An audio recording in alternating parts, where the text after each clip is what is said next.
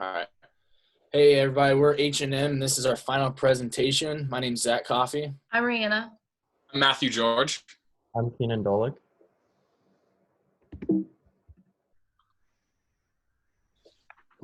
So a review from our first one. H&M was opened in 1947 in Sweden as an updated fashion at affordable prices.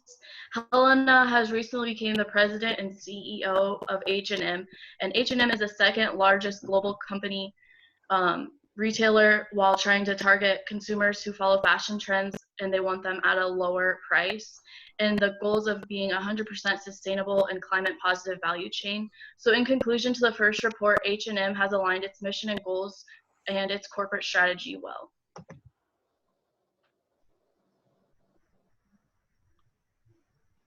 Yeah, next I'm going to talk about the internal analysis. First, I just want to start off by taking tabs of the tangible and intangible assets. So for their tangible assets, they have almost 5,000 locations, 30 production oversight offices, and 4.3 billion in inventory. Moving on to their intangible assets, they have great brand recognition, good customer relationships, and goodwill.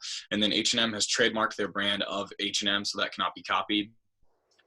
Moving on to the VRIO framework, is it valuable? Yes.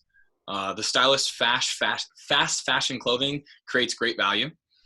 Is it rare? Yes, it is. The high fashion look and cheap prices of their clothing is hard to find. Imitable, yes, it is, because their in-house designers make sure that H&M's clothing is hard to copy and very original. And then is it organized correctly? Yes. With their brand being positioned to give the average consumer above average clothing, they're positioned for long-term success. Next, to talk about the strategic alliances, I chose 3 out of the many that they have. The first is Solidaridad, and Solidaridad is an international organization dedicated to creating responsible agricultural supply chains. They formed this so that they could create a more sustainable production chain from their cotton fields to their factories and clothing stores.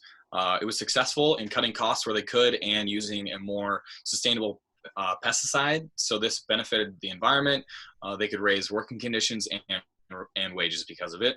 The next alliance I chose to talk about is Klarna. Klarna is a Swedish bank that provides online financial services. They formed this to use Klarna's technological platform to offer a full service end-to-end customer journey across all H&M channels, including frictionless in-store, mobile, and online payments, simplified deliveries and returns, and the flexibility to decide how and when to pay, including the popular try before you buy, pay later service. And lastly, I chose to choose one of the designers that they have aligned themselves with, named Angela Chen. They do this with a lot of different designers from different places in order to penetrate different markets. Angela Chen is a Chinese designer, and they teamed up with her in order to make a line of clothing to further penetrate the Chinese market. It was a success with over 500 stores in China now. And that's it for strategic alliances. Okay, so moving on to the core competencies of H&M. One of the first things that gives H&M a competitive advantage within their market is their extremely cheap clothing products, and it makes it difficult for other fashion companies to compete with them. Another core competency is that a lot of their products are recycled and usable. And then the last one would be that they provide above and beyond customer service experiences. So moving on to the SWOT analysis, we're going to start with the internal factors, which include strengths and weaknesses. They have a massive global presence with stores worldwide and an elite brand image that few clothing retailers have. Their products are widely known for being very affordable to customers, and their brand awareness continues to grow through the celebrities and sports athletes that they endorse. A couple weaknesses from H&M is that they depend on third-party suppliers, which lowers their control of production since manufacturing is outsourced for them.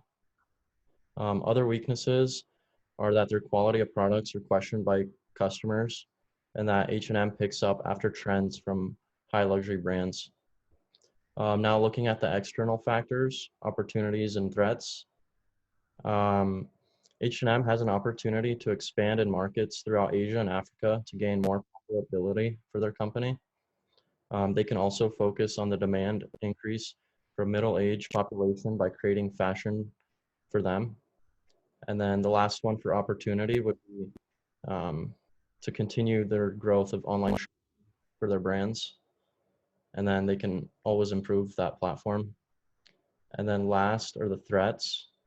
They have issues, or they can have issues with sustainability of their production, keeping up with fashion trends that customers will want, and separating themselves from competitors through new fashion trends on the market.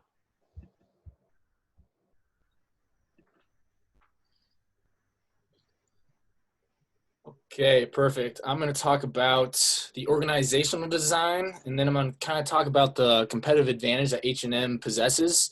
And then at the end of it, I'll kind of talk about the inertia and how H&M can avoid these things.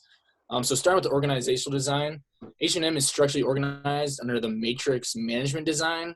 You see that this is with the top management on the top, and then you have individuals at the bottom reporting to supervisors who then collect all the information and then give it upwards to top management. This is very traditional, and it also allows individuals to report to multiple supervisors throughout the management matrix, and then these supervisors can gather that information and give it to top management. So moving on to the competitive advantage that H&M possesses, I think a big competitive advantage that they have is brand and trust. They have a strong brand awareness. They do a lot of ethical practices throughout their company. And then with all of this, they keep expenses very low, and that makes their clothing very inexpensive. Another competitive advantage is their marketing. They do really great job collaborating with famous designers as well as celebrities and athletes. This kind of translate into their strong social media presence.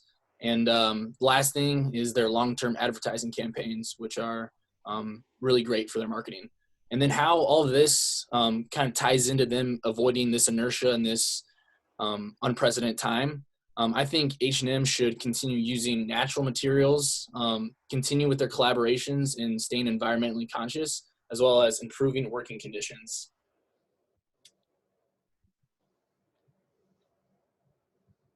So in conclusion, H&M has a very well-structured matrix management that helps them thrive.